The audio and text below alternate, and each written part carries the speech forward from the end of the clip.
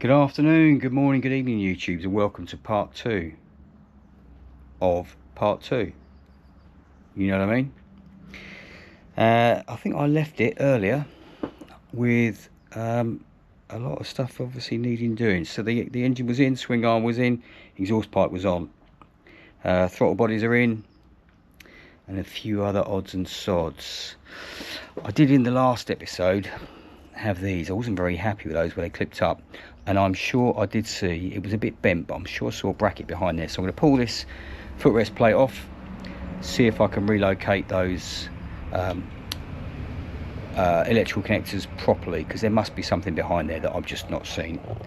Maybe I need to look a bit harder. We'll get that done, get the hugger on, get the chain tensioned up, make sure the rear brake's bled up. I'm going to bleed the fluid out of that, make sure it's all good, etc, etc.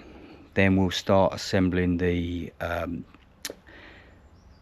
guts of the trellis, if you like, the airbox and the electrics that will go on there, making sure that obviously everything gets connected up, because as we know, it only needs one thing that's not connected, and this isn't going to start.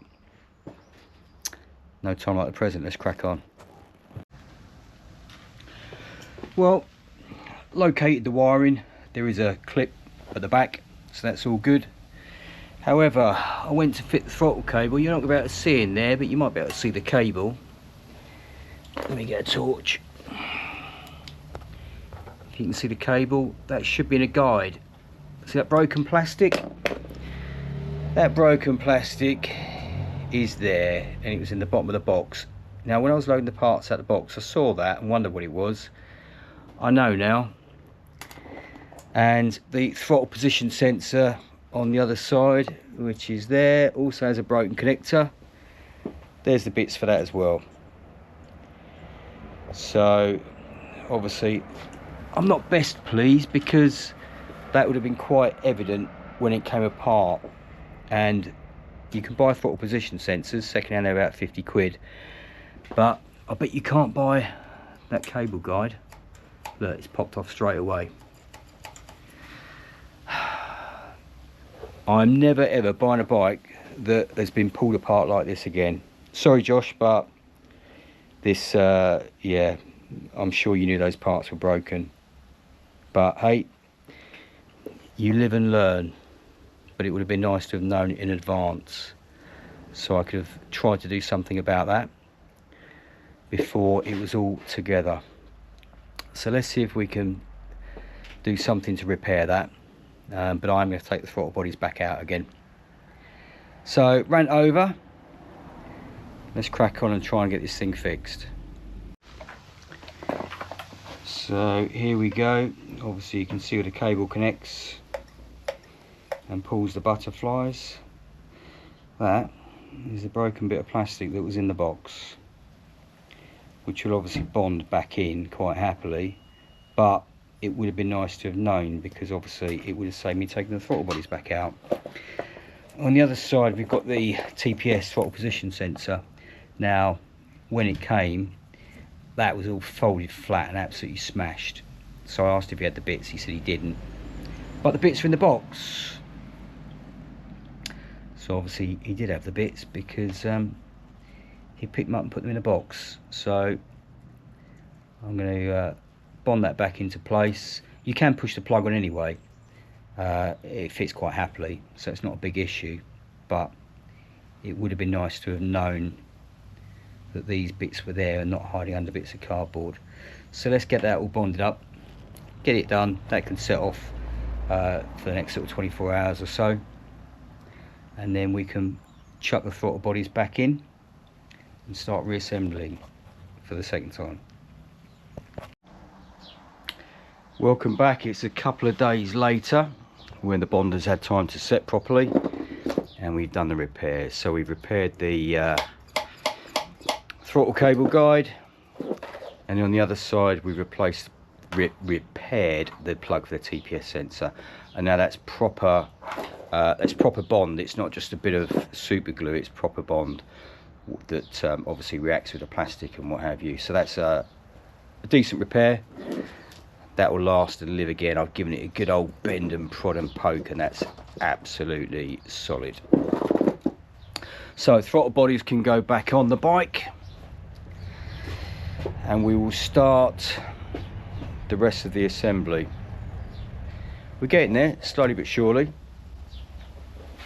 I've got a full day today, unless the part for the BMW turns up, the rear brake hose, which if you follow my videos you just seen, failed the MOT on a rear brake hose. I'll get that repaired, get that replaced, bled up and back to Tom at the Z shed for an MOT, where hopefully it should pass, because that was the only thing it failed on. Everything else was pucker. So let's crack on with this. We might have a runner today. Just depends on how much I get done and how many more broken bits I find that I didn't know about.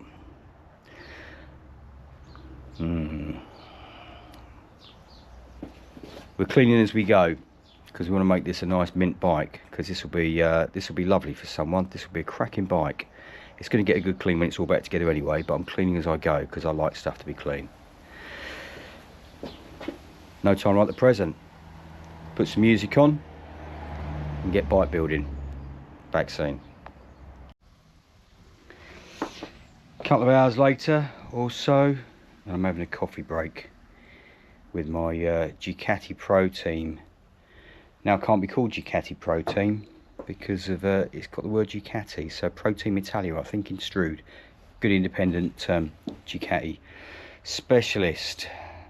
Got a little bit further on, there's a few more broken bits. The battery case was broken. I've had to bond that back together. That might have been the previous clip, I can't remember. ECU clip was broken. It still works, but again, frustrating. Pipes are on. Started bolting up the regulator unit, which is obviously on this shroud, and then I remembered there was a bit kicking around. What have I done with it?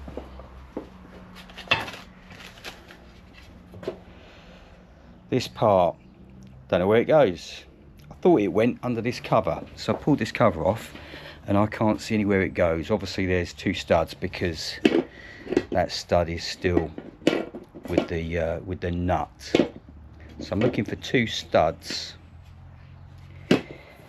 where that goes, and I can't see anywhere. So I've chucked a post up on one of the monster forums, because I didn't know what this plug was for here, this plug at the back.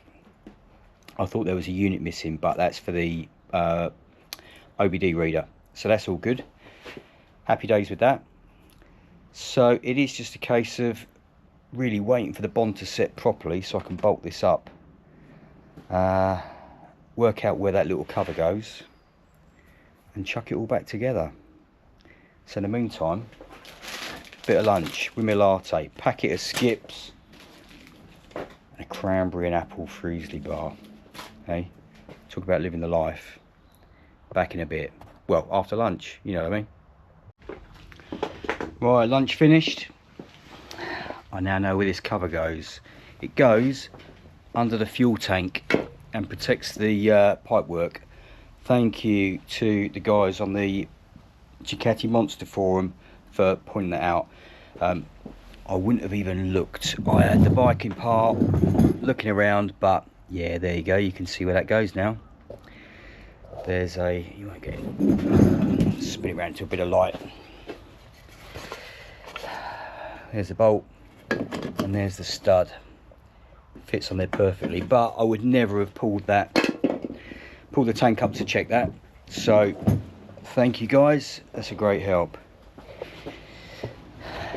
Battery case is in, everything's connected up. The battery negative isn't connected because that was loose. I need to try and work out where that goes, because obviously that connects to a point either on the motor or the frame. So I need to grab the lead and find out. The only thing I do need to adjust is the breather pipe, because where I fix that, I need to rotate that around. So I might have to take the battery tray back out just to get a screwdriver in there and rotate that around so it doesn't rub on the battery. I mean, I don't think it will, but I don't want to risk it. So we'll get that rotated round into the hollow there, out of the way, and then we're getting close. Once the battery's in, we'll get the tank on, and I think the time will come to see if it starts. That's going to be interesting. Batteries in with the Optimate connected, and what I've done is I've just wired that down there so it just tucks out of the way quite neatly, and there's a clip behind that it's cable tied to, so with plenty of slack. So happy days. I like to have the terminals covered, so I just cut slots out of the rubbers just to keep everything tidy and neat. Everything's plugged in. We have a flashing light on the dash. I don't know if you can see that with the resolution of the camera.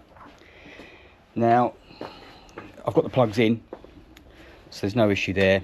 Obviously, we're not going to get a fuel pump because that's a fuel pump connector. So this is turning over without fuel. Well, I say turning over, I don't actually know yet. This is a first ignition check. So what do we got? Well, we got lights, we got power. Monster 696, it says there. 29,599 miles. So we got an oil light. Will it turn over? Okay. Alright, we got a click in, but we got no turning over. Let's have an investigation. Let's see what that is. It's going to be something electric, because it sounds like I can hear a relay clicking, but who knows. I might just try and short the starter relay and just see if the motor turns over first of all, and then we'll take it from there. Alright then, ignition's on. Can't see anything obvious. There's two relays there that are clicking. I'm guessing one's going to be for the fuel pump, which obviously isn't connected. The other could well be for the starter. I haven't checked the fuse, but I've just uncovered the terminals, so let's just see what we get. Okay, right, it turns over. So I'm going to go for relay issue. I'm going to spin it over a little bit more just so we can get the oil light out. Come on, you bugger. There we go. Not ideal, don't recommend it, especially with your lovely Teng Allen wrenches, but it spins over, it turns over. Just doesn't on the relay. Could be a relay. I might swap them over and see what we can do. Back in a sec. What I've done as a quick test is I've just swapped these two relays over. They look identical for the fuel pump and the starter motor.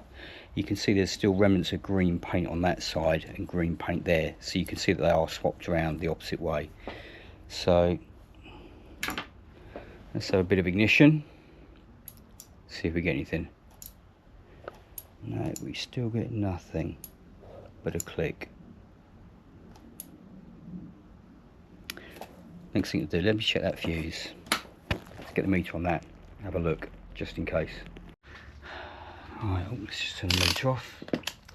So I've had the multimeter across the fuses in there, and obviously the fuse in there.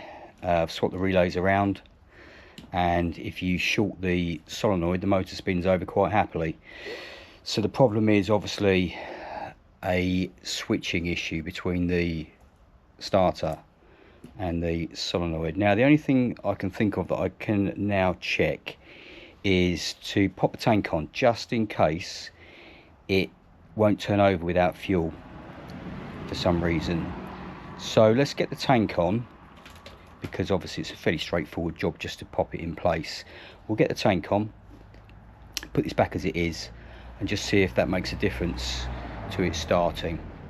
You never know, sometimes everything has to be in circuit to make it work, and although I know Ducatis, I don't know monsters. I've never had a monster apart. So tank on, and then we'll find out what we got. Tank's on loosely, everything's connected up. Oh, keys, where are the keys? Up here. So let's give it a go. Right, we've got a fuel pump. I'm just going to crack that back and forth a few times on the ignition switch just to see if it needs priming up. Let's just open the filler cap. Shouldn't make a difference because there's breathers, but you never know.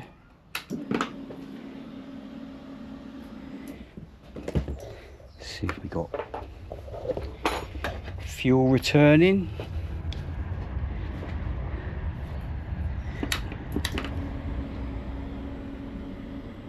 Yep, I can hear something in there. That's fuel type, because obviously I don't want to fire it up if we have a leak. Now then,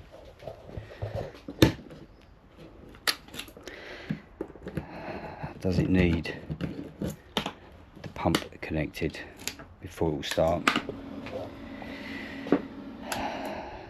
A lot of you are going yes or no. Let's find out.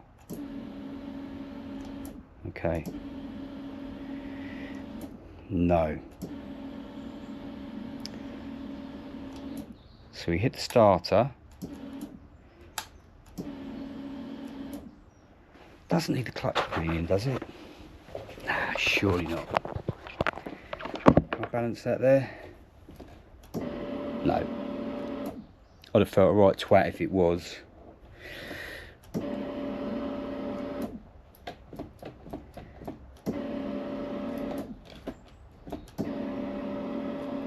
No, okay. Right then. We have a problem. Now the first thing I'm going to do is I literally am going to chuck a post up on the Monster forum, because someone might say it's this, and straight away I'll know what it is. So let's do that, and hopefully you will see me pressing that button and a start. Let's find out. Right then, and look in the owner's handbook. Easy place to start. Why didn't I think of that? And it said to check for codes. There's an Immobilizer code on there. So what I've done is put the Immobilizer code in from the card in the book, and we now have it turning over on the button, but obviously we don't have any fuel. So in my usual fashion, I've got nothing set up. So bear with me while I set up a tripod, and we'll see if we can get the tank on, get it started.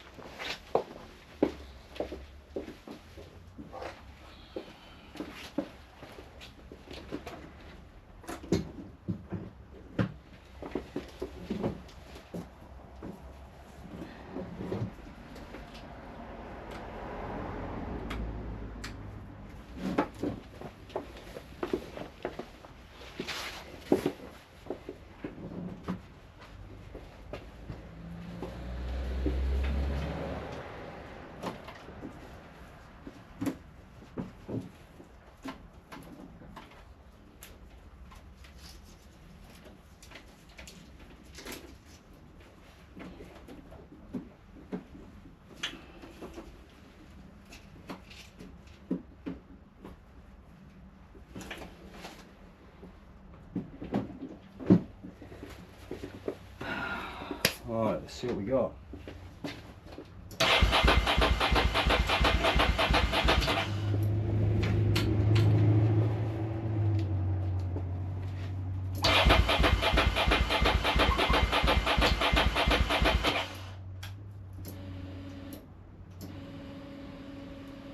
See if I can prime the pump up.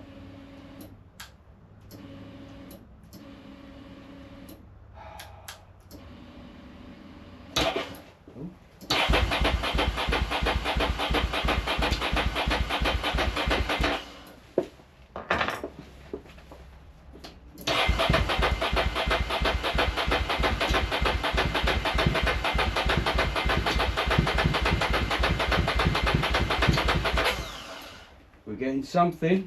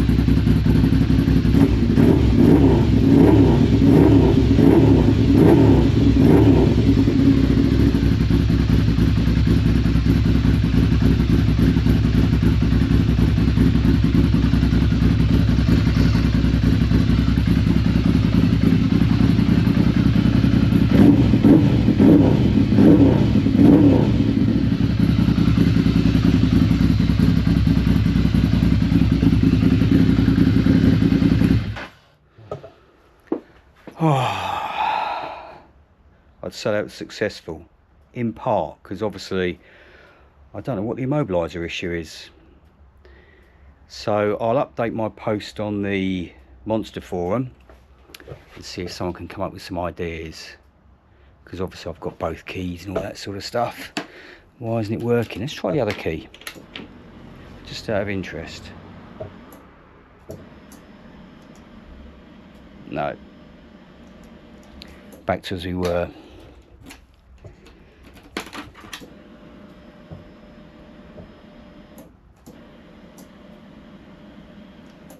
Yeah, okay. Right then. Let's have a tidy up. Let's get everything bolted back together. Get a post up on the Monster page and see what everyone comes up with. Catch you in a bit. But that's good news. YouTube's on back. It's about 10 o'clock at night. But I put a few posts up and didn't really get, well, I got some response. It was all good stuff, but it was all stuff unfortunately I'd already tried. However, I thought, do you know what, I'm going to trace back the immobilizer wiring, ignore the clutch cable, the clutch hose that needs addressing. Trace back the wiring, and I found a broken wire, and look at that one, that is almost broken, and that is the immobilizer circuit. So I've already started to repair that. I'm just going to pung the heat shrink on, and then I'm going to cut that section out and repair that as well. Hopefully you can see that in the light. Can you see that? And then we'll give it a go, and fingers crossed that is the issue, and then obviously I can put everything back together as it should be. So let's get the heat shrink sorted. Let's get that other cable repaired. We'll plug it in, we'll put a key in. I'm hoping I haven't bugged it up by messing around with the keys and trying to code them, because hopefully that wasn't actually working, so it might not have let me do it. If it does, then I'm gonna have to try and go through the key coding process again.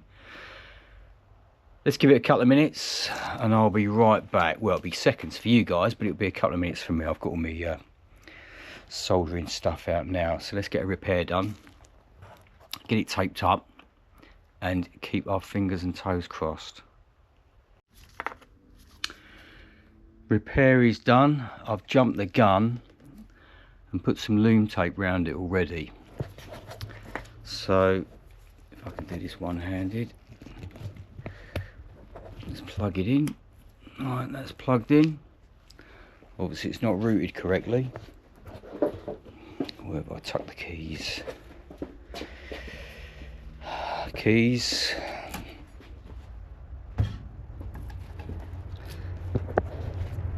Let's see what we got. All we need for it to do is turn over. Oh, it's still in the key thing.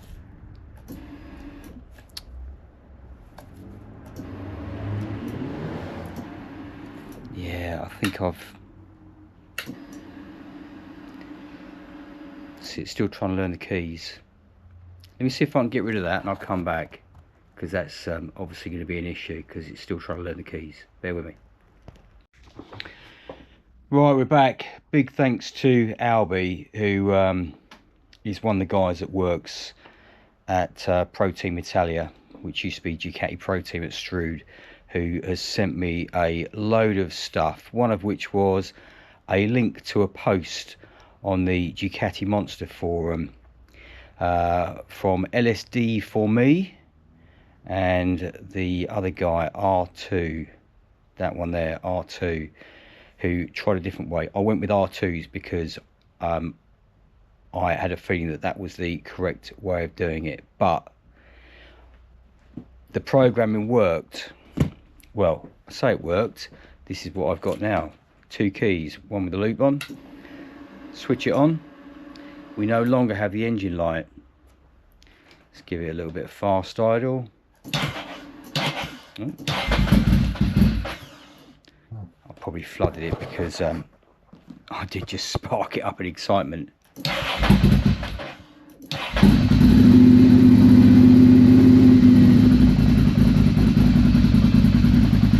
Key number one. So swap that over. Key number 2.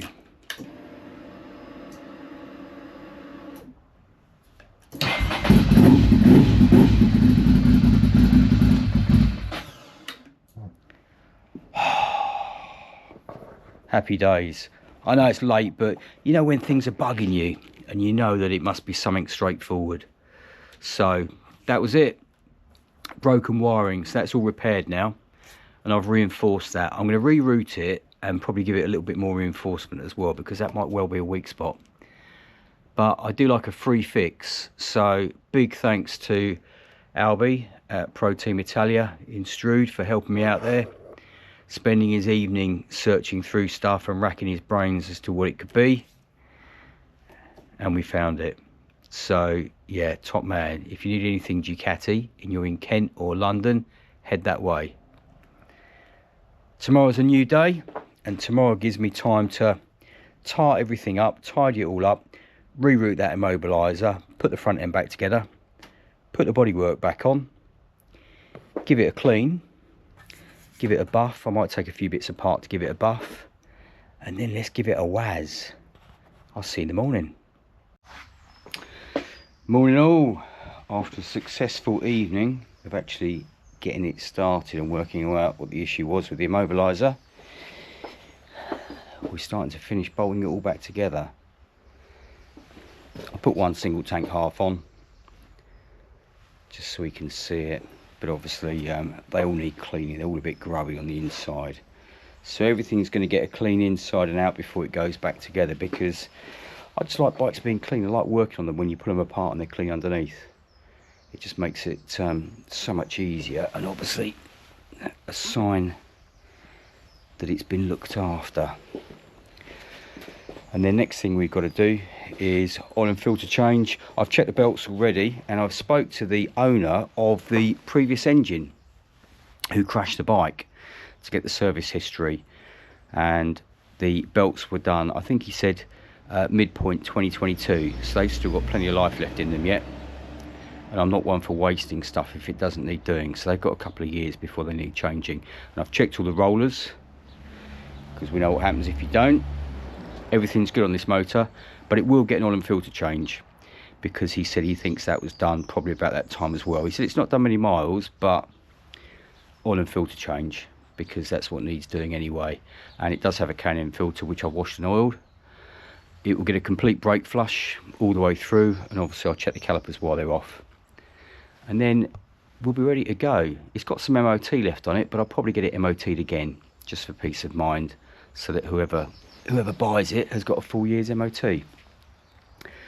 So let's crack on, get the bodywork all cleaned, get it all fitted, get all the I can't do the service items yet because I'm still waiting for the filter and the oil to arrive, but I'll probably give it a run out, get it nice and hot, and get that oil drained down, and then we'll nearly be ready to go. And then someone could enjoy this and it will live another life instead of being broken for parts, which is what I like. Let's get this done then. I'm tripping over stuff, but you know about me, I'll leave everything in. Bike's done, more or less. There's a few finishing touches to do. I've replaced the, not the cat, replaced the brake master cylinder because I had two of these, so I put the best one on. Obviously rerouted the cable, sorry not the cable, the hose as it should be in the proper guides and everything. And while I was there, I've obviously had to bleed the fluid, so flush that through. While I was flushing that, I've done the front brake, flushed the fluid through both calipers, and just on the rear brake at the moment, just to show you obviously what I use is, it's actually an old oxygen lead from a medics course I did. I pinched the lead and it works perfectly as a bleeder, and obviously with nice fresh fluid. Now when I bleed brakes or flush them through, I literally flush multiple reservoirs of fluid through. Now this wasn't too bad, because if you look back to, I was going to say previous video, but if you look back probably about a minute ago, as the one as a YouTube, you just seen that that was a horrible brown colour. the fluid had been there for quite a while. So it's easy to see when it starts flushing through the nuclear fluid. I know the cap's off, but the cap will be back on very shortly. You know, we're not too worried about water being absorbed in a few seconds, and these are vented anyway. So fluid's flushed, everything's done. I'll give it a little blast of black paint here and there, bottom of the fault legs, and I've painted the reservoir caps and the heat shield that sits there. They're just drying outside at the moment. I bought a couple of bits. I bought a tinted screen because I think it looks much nicer. I bought some crash bobbins for the front wheel. I've got the bobbins to refit on this because I think this will probably go to, maybe not a learner necessarily, but you can get a restrictor kit for these, so it might go to a learner. It might just go to someone who wants a, I say a low power bike. I mean, it's nearly a 700cc twin, and we're talking about a little bike, but it's not a little bike, but it's low seat, manageable power, cracking first bike, or not even first bike. I mean, I'd happily run around on one of these. You know, I did sort of think, do I keep it? But I've got too many bikes. But anyway, let's finish bleeding back brake, get the reservoir caps on, because otherwise I'm going to bump into it and spill fluid everywhere. Hence why there's a cloth on the front mudguard. Get all the bits bolted on, and then check the tyre pressures. I might even go for a spin. We'll find out in a sec. What do you think then? I'm really pleased with how this one's come out. Saved from the breaker's yard. Still waiting for a few parts. Obviously waiting for the number plate because that was broken. And it still needs a proper clean. I mean, it's clean, but it's not my clean. I want it clean. I want it immaculate. But it's getting there. Old R&G tail tidy. Sorry, not R&G, Evotech tail tidy. It's got a little chip in the paint there. That's annoying. But, you know, it's 15 years old. It's not going to be perfect. But it is nearly there. Let's fire it up, shall we?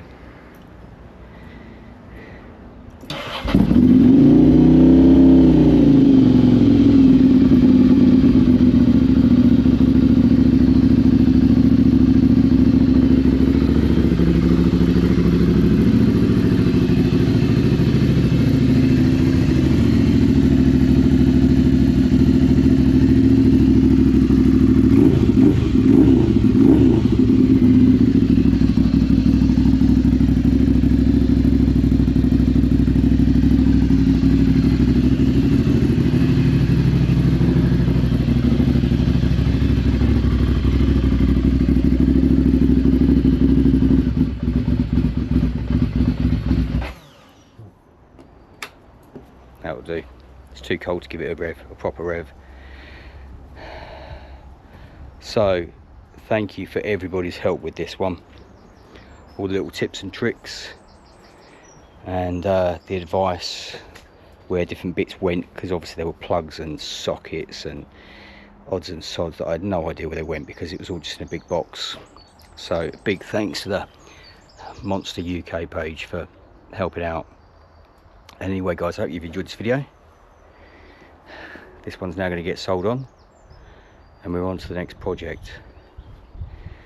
So if you've enjoyed it, hit a like and subscribe and all the usual YouTube waffle. I'm nearly up to 1,000 subscribers. In fact, I might be by the time this goes out, you never know, because people do seem to like this drivel.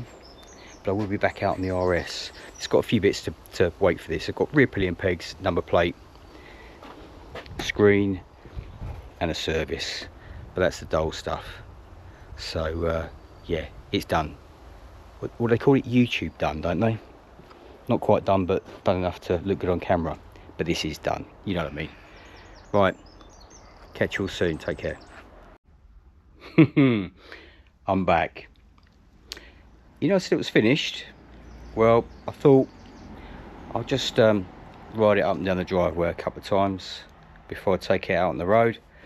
Pulled the clutch in, put it in gear, it lurched forward and stalled.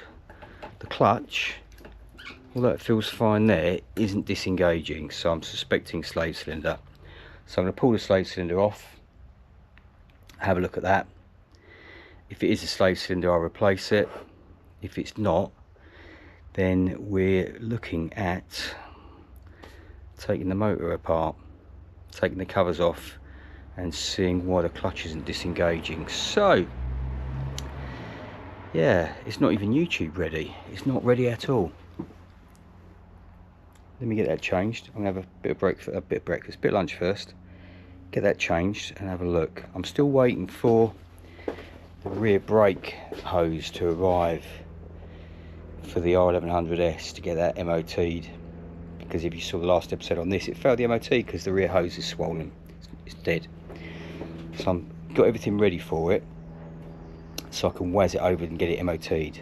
But let's crack on with this one, get this sorted. So I changed the slave cylinder from the one off the old motor. That's the one off of that motor, which is in much better condition. So that's probably going to go back on. No improvement. So I changed to the old master cylinder. No improvement. I'm happy it wasn't the hose, because fluid was pumping through very nicely. So the next port of call is pull the clutch cover off and have a look at that. It is lovely and clean. That is the original bond from the factory, so it's never been apart. The oil was clean, there wasn't anything on the magnetic sump plug, which is nice. But if we pull the clutch lever and look at the clutch pack, see, it doesn't appear to be separating at all. I'm starting to think that potentially the plates have stuck together, and it's nothing more serious than that. Next thing to do then is get that clutch pack apart and have a look at it. Now, as you can probably see, the springs have all been removed from the clutch. So what I'm going to do is pop it in gear and just see if it rolls backwards and forwards.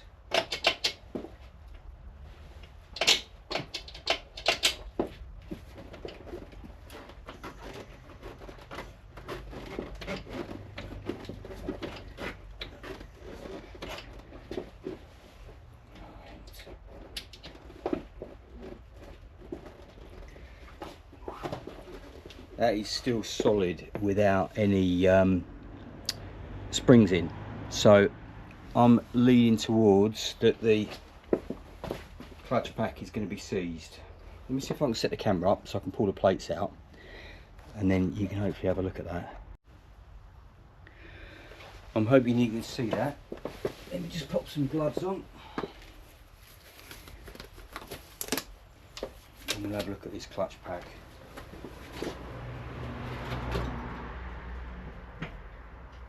I'm just going to get a couple of flat bladed screwdrivers in preparation, and I'm hoping it is the clutch plate, the clutch stack stuck together, because if it's not,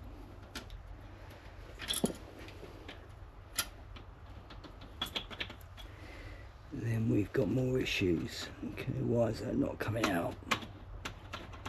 Why is that not coming out?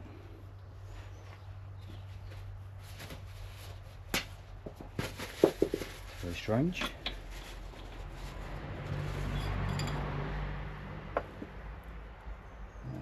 Okay. Ah, it's a slipper clutch. Okay. So we got release springs in there. Now let's have a look at the push rod, make sure that's working. Yeah, that's working fine. And we can push it back in, so that's all good.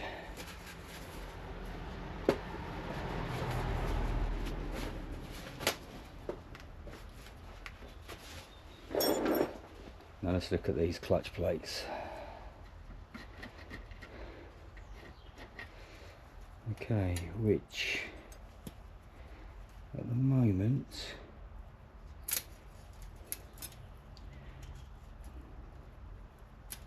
don't look particularly bad. It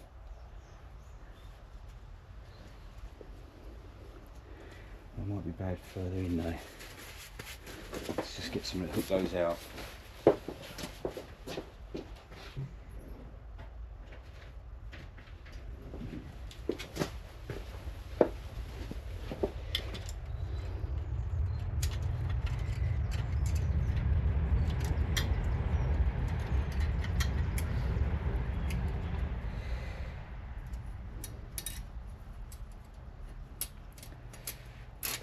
Yeah, some of those are stuck together.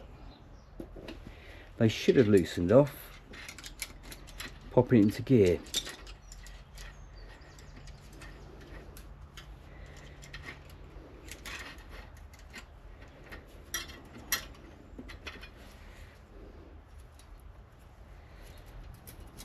Okay, those are okay.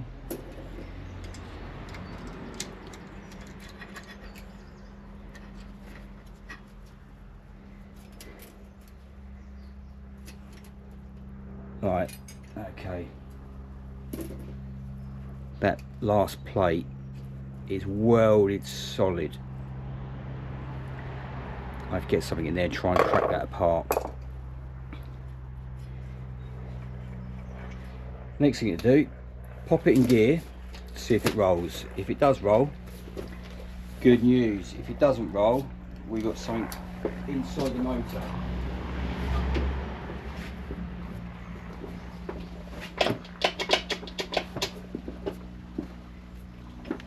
Is that in gear? Yeah, there we go. Can you see that? And then neutral, back into first.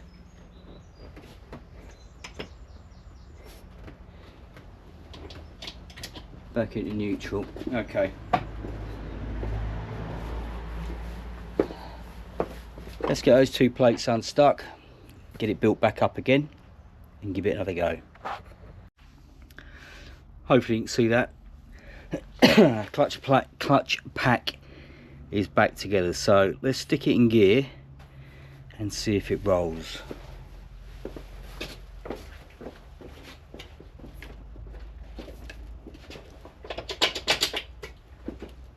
Right, that's first gear, locked up, pull the clutch in, there we go, clutch out, clutch in.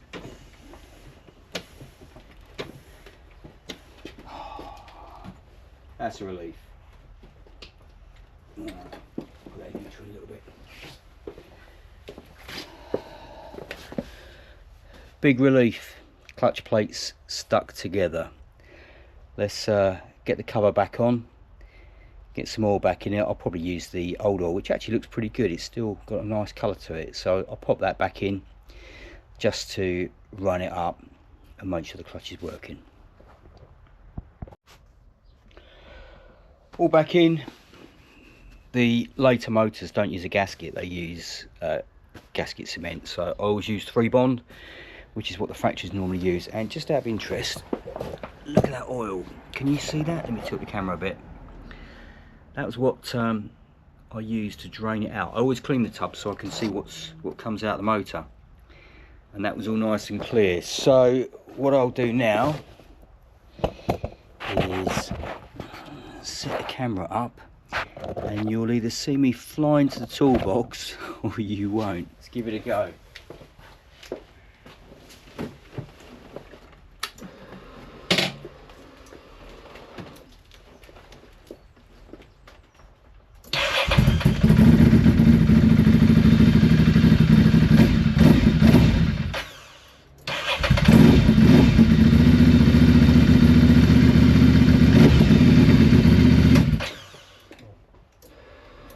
Still tight.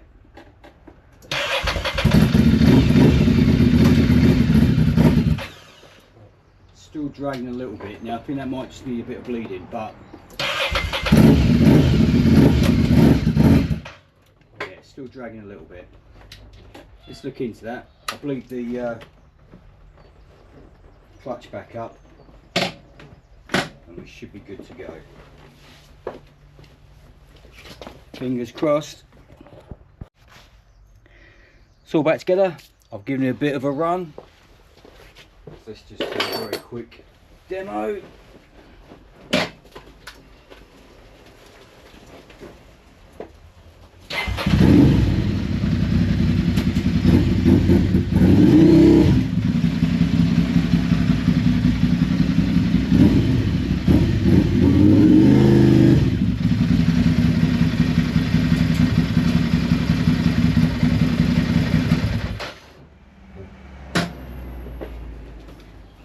Happy days. So that is now the end of the monster project. Still got a few odd bits to do, like the screen, fault bobbins, crash bungs back on, and then a good clean, and then it's off to a new owner. It rides lovely. I can see why they're big sellers. It does ride nice. So thanks for watching. This is definitely the end now. Now it's all good. And oh, rear pegs as well. I've ordered some rear pegs up because one of them was broken, sold in a nice match pair. Yeah, if you've enjoyed it, like and subscribe and blah blah blah. And let's see what bike number 3 will be. No idea, there's nothing lined up yet, but bike number 3 will be on the way at some point. Cheers all, stay safe.